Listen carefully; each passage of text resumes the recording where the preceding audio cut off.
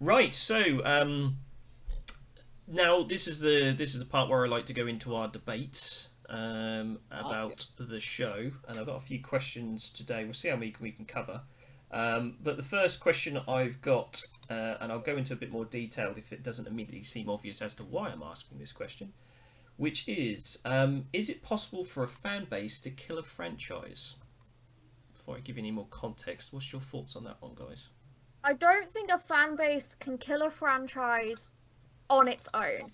I think there are plenty of things within a franchise that a game can do to turn a fan base off a franchise. But I personally don't think, because if a game still has a fan base, or like a franchise still has a fan base, it's not dead. The only way a fan base could kill a franchise is for the franchise to do something and everyone to go, nah, I'm not playing that anymore. I don't want to do that anymore, and to just not like buy it, so the franchise dies.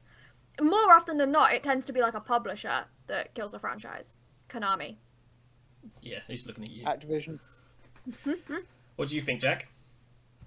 I agree with Ash, to be honest. I think, because just going on my own experience, I've noticed that obviously War for Cybertron stuff, not a lot of people play them anymore, but there is still people on social media that talk about it. There was like a Reddit poll that I like, or not a Reddit poll. There was like a go like I saw a tweet and it was like a link to a uh, uh, not a poll but a signature thing. I forgot what they're called. What the Petition. website is. Yeah, petition Right. for Activision to relaunch the servers for the Cybertron games. So there's still people that like these games, like me, and I think, yeah, like Call of Duty isn't the best game in the world, but there's still a lot of people that enjoy those games. Like I personally have, the only Call of Duty stuff I play now is Warzone because it's the only thing I enjoy from Call of Duty. But there's still people that heavily play them and enjoy them. So I think there is still the people that like those games, but I think, yeah, at the end of the day, it comes down to it. If a publisher or a developer does something that turns people off completely, that's how the franchise gets killed. The fans stop caring and loving this franchise because objectively, as a whole, as a as a fan base and as a community, they didn't like what was put in the game. Well, I'll But tell you what. I think that's very rare. I haven't really heard many games that have been killed off by their fan bases or Well, killed off I'll tell you why I'm quite by fans. surprised and why I asked this one. There's a couple of gaming, Halo went through this. I think at one point when it first started, when Halo 2 came in, and how toxic everyone was and screaming down the headsets and things like that.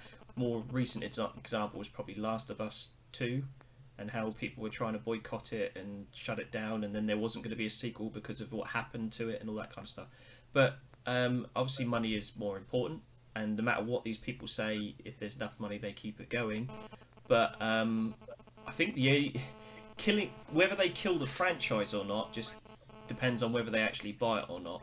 Um, but it's more about, would you have more in the game, and would you make it more successful if you were nicer to the actual people playing it with it? You're playing the game with, rather than going in and trying to say, you go away, you noob, you're not good enough to play this game just now, and all that kind of stuff. Is that what you consider more killing a franchise, or do you think going after the directors and the publishers and stuff like that, like I think EA? it's I think it's a bit of both, to be honest, because like some developers do put a lot of time and effort into these games, and the fans still get very like toxic. For example, um, the cyberpunk stuff around that. Granted, CD Projekt Red made a mistake. They shouldn't have shown it so early. They shouldn't have released it as early as they did. But I think they were very pressured by probably upper because I believe it's called crunching, isn't it, or something. And When there was when also when they try to rush it out in the last few months, you mean? Yeah, yes, there, yeah, crunch. yeah, and then they had a mixture of crunching, higher ups, and the fans just pressuring them. And when Cyberpunk got released and it was buggy and it wasn't working, and it was very, you know, it developers got death threats. People got threatened And like that's part of I think what a fan base can do to, if the fans are going to be toxic and just cruel to the people who make these games for them, it's not gonna. Yeah, but like I said, they did that with Last of Us 2, and there's going to be a Last of Us 3, Yeah. and they're remaking the first Well, one. yeah, I so... think the last. Yeah, exactly. I think, but that's because. Let me chuck another couple of games at minority. Let me chuck another For couple me of games. So personally, what yeah. about Cyberpunk? What about Division? I just said Cyberpunk. What about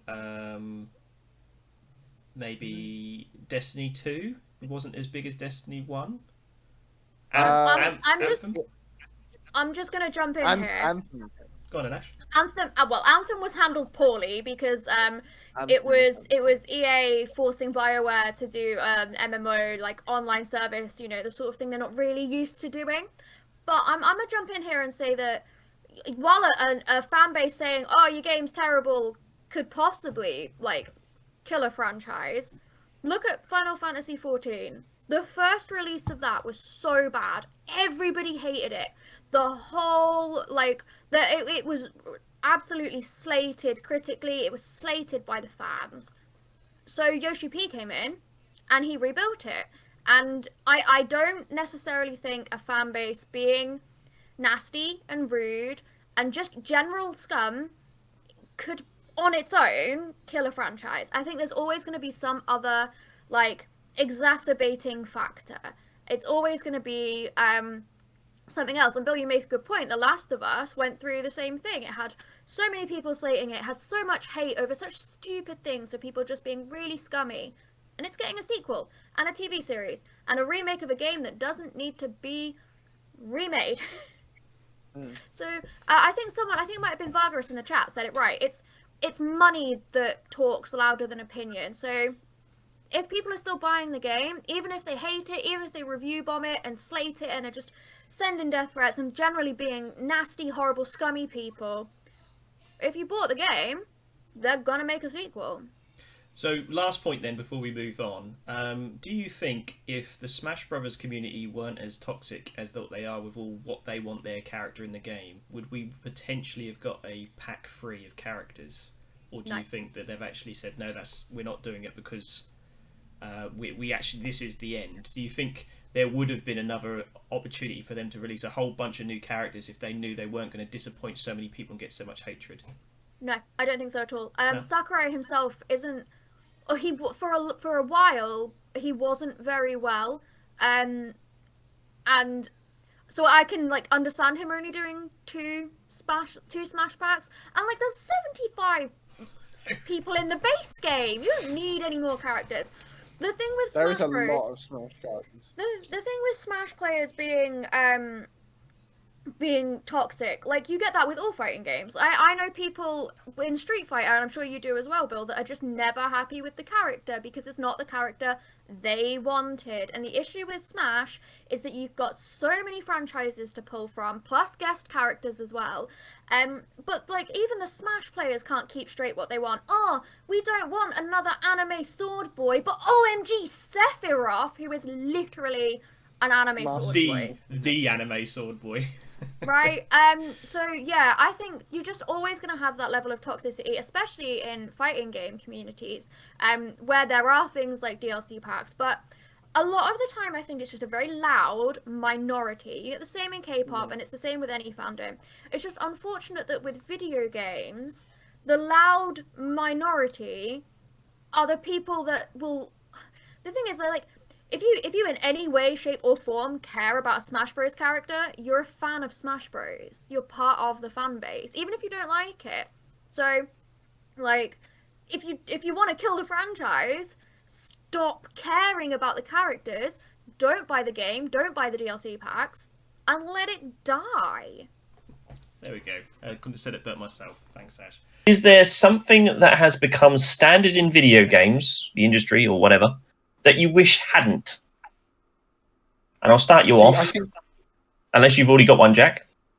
Well, I think the obvious answer a lot of people have would be microtransactions, but like that's like a big one that I think has become very forefronted because it wasn't popularized until I guess Fortnite and then Battlefront 2 came out, and that sort of was really controversial. And I think in some aspects it's ruined it because it's now seen as gambling, meaning it's it's illegal in certain countries and everything, and it's sort of given like some games a bad light, like Battlefront 2. It never really, I think, properly recovered from this whole thing with microtransactions. Whereas you've got the other side of the coin, which is, microtransactions help pay for certain DLCs and certain stuff that adds to the game. Like, there's been some developers that have used the money from microtransactions to make something that has improved the game and stuff like that. So I think it's a two coin type thing, I think, with microtransactions. Some people like it, some people think. I don't think it should necessarily be a norm, because I think it's become such a big part of, like, everybody's putting it in games now, even games that you wouldn't think. Like, for example, the second Shadow of Mordor title, that launched with microtransactions, and the first didn't have any. So, like, I think a lot of developers can, like, for example, Epic have capitalized on the microtransaction thing, and like a lot of Battle Royale stuff, it's going well for them. Battle passes, that's become now a norm in basically every game. Splitgate, Halo, Destiny, Fortnite, all of this, that aspect is now become a norm. And I think because I was sort of at the age, I was like 17, I think, when they started becoming popular, and I've sort of grown up with it in my now I'm getting older, it's become sort of a norm in the games I play. Walking stick at 23. That's not what I mean. But, like, as I've gotten older and I've played more games, the more games I play, the more I notice it. And it's just like, I think for me now, it's just like, oh, it's there. Yeah. Anyway. I think everyone agrees, no one likes microtransactions, and it is just part of the industry now in terms of how it funds itself. If I could give a couple of answers that aren't related to microtransactions, I don't like button prompts on the screen all of the time, where you have a constant tutorial of what button does what.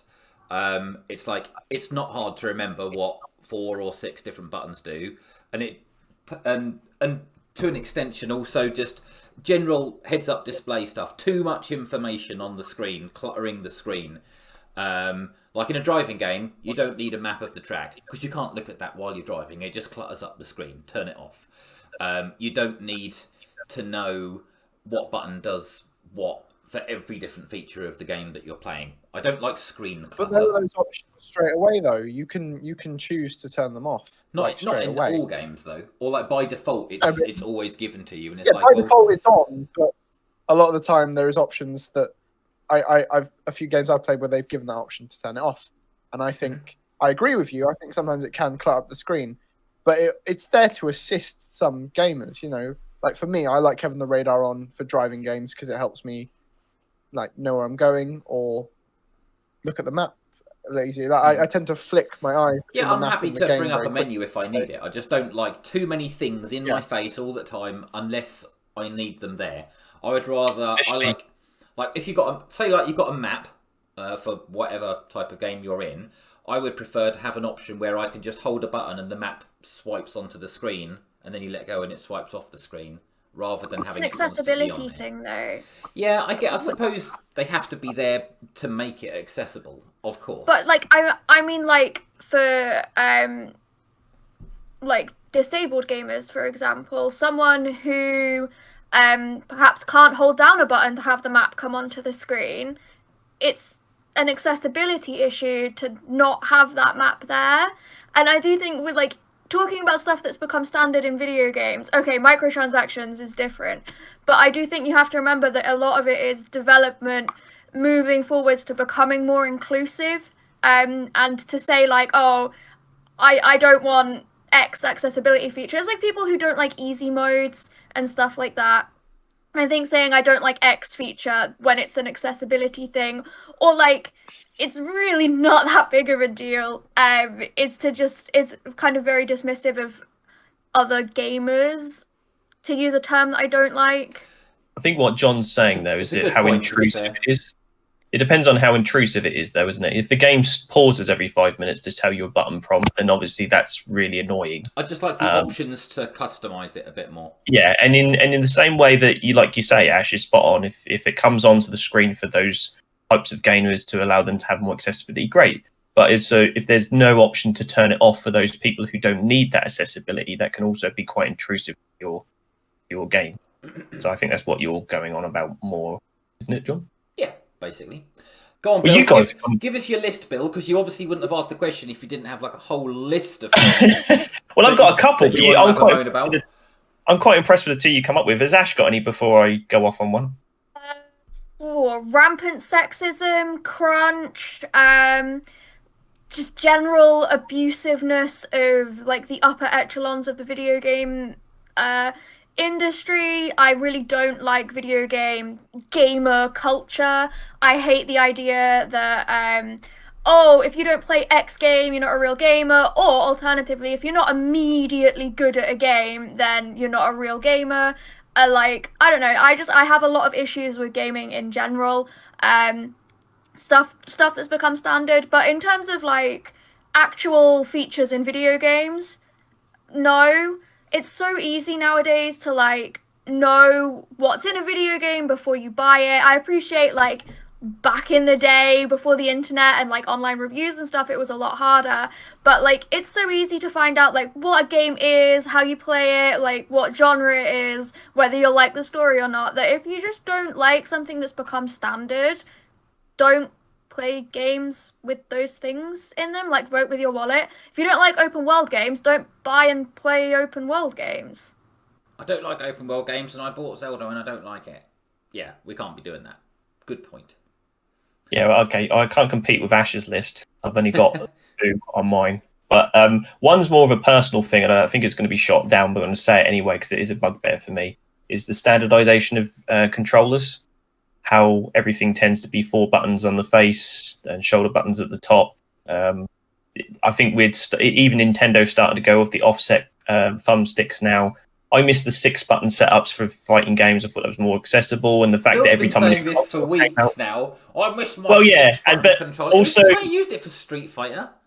Yeah, but also there's a lot more fighting games in Street Fighter, but besides that, there was a certain excitement back when things weren't standardized with controllers, where it wasn't just like what can the console do, but also what is the controller going to look like, and that was a big part of a brand new console. And they don't really, with this generation, they didn't really surprise us, or they certainly didn't surprise me. It was more the same every time.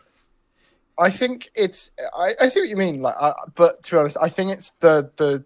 It could be. This is making me sound like an idiot or more of an asshole. It could be a generational thing as well, because obviously when you grew up with the SNES, Master System, Mega Drive, all the different controls with that, whereas generations that are playing games now, like my generation and like slightly younger, PS1, Xbox, they all had very, like, each console brand, even Nintendo, they've kept similar style of controllers. I guess it has a brand recognition as well as ease of comfort. Like, I like both the Xbox and the PlayStation controllers. The PS5 controller, I like, compared to like the PS4 or Xbox ones, I feel a lot nicer. I think it's also ergonomics at the same time and how preference. But I think what they've done is probably a safe option. They've chosen to stick with, the 4. You got the D-pad on the left side, the buttons on the right, the shoulder buttons on the top. I think just for ergonomics, ease of use and access for most gamers, and also familiarity. Multi-platform as well, isn't it? Things that are released on multiple consoles. Oh, yeah, it makes perfect sense because they've just refined it more and more and narrowed and drilled down until they get something that everything can use. Yeah.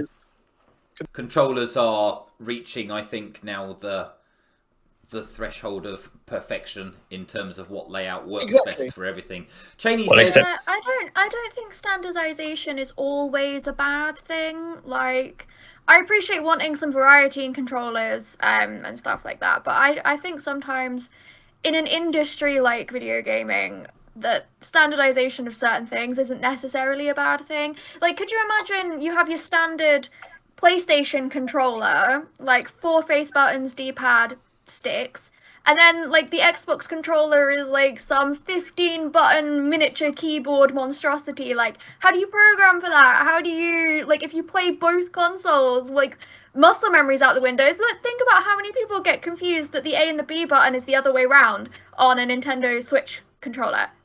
Like, it's just... Yeah. But... Yeah, I mean, you've still got that. You're absolutely spot on with the ABXY problem that they have with that. But I think what the reason I say that is that the standardization of the controllers we got right now fits on the most popular of games. But there is always games that will struggle because they weren't designed to be that way. Mainly beat 'em ups. So I can't think of another example right now. And I just think I miss there being other options and excitement of that. But that's not my big one. My big one, I think you might be able to appreciate more. And that is video game profiles and memory cards. I miss memory cards, and I think profiles are the devil. And I'll give you an example as to why this bothers you. Well, okay, so first of all... You can just have multiple profiles. Well, no, like when you log on to a game, you want to play with your mate, and then immediately the PlayStation will go, you need a profile. Do you want to be a guest profile, or do you want to make your own? Okay, not a big deal, right? No big deal. But it's annoying that everything needs a profile attached with it, the trophies and everything else. But here's the biggest example for you guys. Whenever you have a Smash Brothers tournament, you need to unlock all your characters. You need to have a profile on a certain Switch and everything else. Whereas if you were back in the day on the GameCube, you could have taken your memory card, copied your save file, and everybody would have had all the characters already unlocked. But now it's all locked to profiles, and we don't have memory cards anymore. Because it's paid content, isn't it? Well, no, but you've also got to unlock characters because of the save. People have to play through the story mode to unlock all your Smash characters, not just the DLC ones. But it's because gaming is an industry. It's a business first and foremost. So lock it to profiles, and you know you can get more money. That's two people want to play Smash with everything unlocked. That's 2 copies of the game that Nintendo can sell. It's dumb, like, but it's a money thing. It's clearly a money thing. Yeah, I get that with the profiles, but like, if you've both bought a copy of Smash Brothers and you want to just play, you know, against each other online, or you want all the characters unlocked or anything like that, you've got one person's go, right, I'll see you in about 15 hours, because now before I can go and play the character I want to play and unlock it on my game, I've got to play it for 15 hours to unlock it. Whereas back in the day, you just have a copy of their data. By doing that, doesn't it also take the sense of enjoyment out of earning those characters gone then? Because if, for example, if I want to play all the Smash Brothers characters because I don't have enough time, but then my friend does, and like, you got to think, it takes for me, that sounds like it would just take the enjoyment out of my time.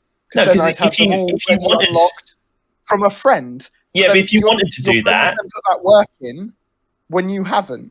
But if you wanted to do that, if you wanted to have the enjoyment, then you wouldn't copy your mate's save file. What I'm saying is you have no option but to play through the whole game. Here's another example. Let's say that you had to get a new Switch, or you got a new console, or you lost your save data and it got corrupted. You have to play through the whole thing again to unlock everything, unlike getting a memory card of your mates and duplicating the save memory over, so you could just get back to where you started before everything went wrong, or if something got deleted or whatever. Bill, you know, yes. You know that there's cloud saves, right, these days, where you can re-download your save but your profiles won't allow you to do like multiple things like that. Yeah, okay. So if you lost your data, you can upload your save and download it. I've had to do that because my PlayStation 4 was rubbish, and I had that problem all the time. But what I'm saying is if I ever go around my friend's house, then I can't do that because he hasn't got my profile.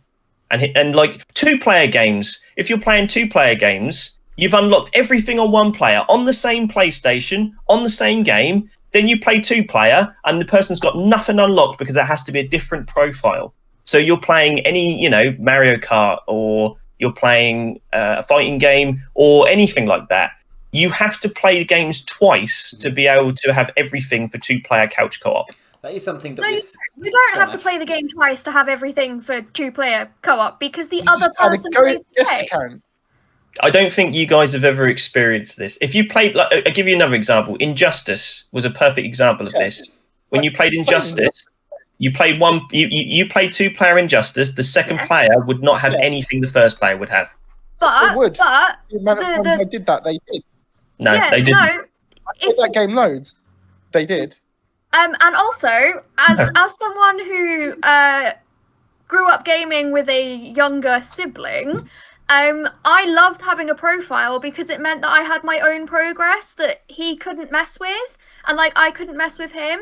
I think it's an innovation rather than a bad form of standardization.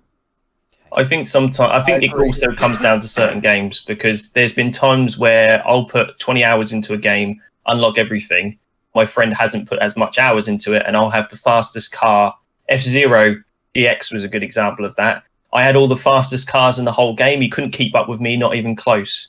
So I gave him a copy of my save file, so he had all the cars on his profile as well. And then we were racing on the same sort of grid. Is that if you've not experienced that? That's just you being a bad friend, because what you should have done is just played Pick the with slower car. a car with a slower car. Yeah. Bill, did you ever take your memory card to the arcade and plug your memory card into the arcade F-Zero to download the extra vehicles? No, I got an action replay instead and did it that way. Ah, yes. Yeah, right. I'm looking at the chat. I'm clearly on my own on this one. I'm trying to catch up with the chat here. You're chatting away. It's all good. But yeah, Iconic agree.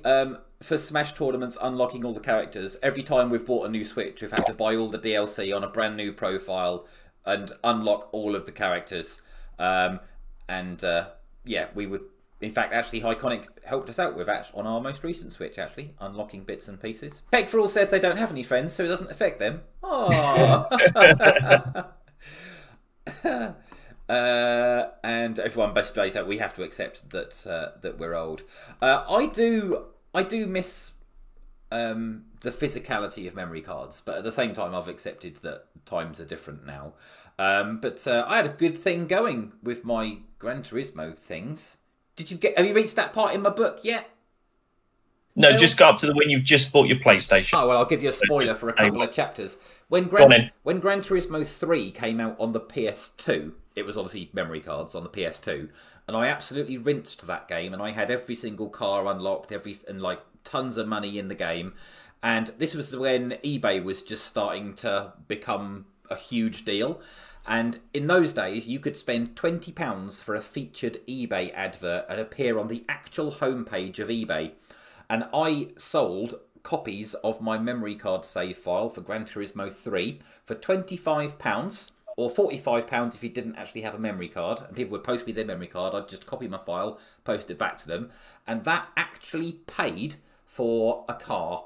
It paid for my silver Escort. Wow. That lasted a year and a half before I crashed it. You can't do that with cloud saves. Oh, yes, you can. So yeah, Kishra's got into loads of games that they wouldn't have normally paid attention to, thanks to OLL. Oh, well, thank you. Maybe not just for us, but it's the community. Can I just address something that was earlier in the chat? I think it was the Couch said that memory cards were, you could have separate save files and stuff, sibling-wise. I would like to point out that my brother destroyed our memory card, and you can't do that to cloud saves either. So I enjoy having a separate profile. You can't put a cloud save in a glass of Coke.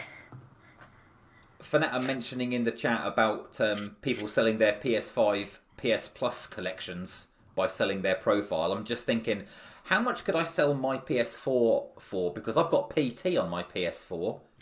PT PS4s go for around £200 on eBay. Sorted. Brilliant. Yeah. There we go. That'll sort me out. That'll get me out of a pinch one day.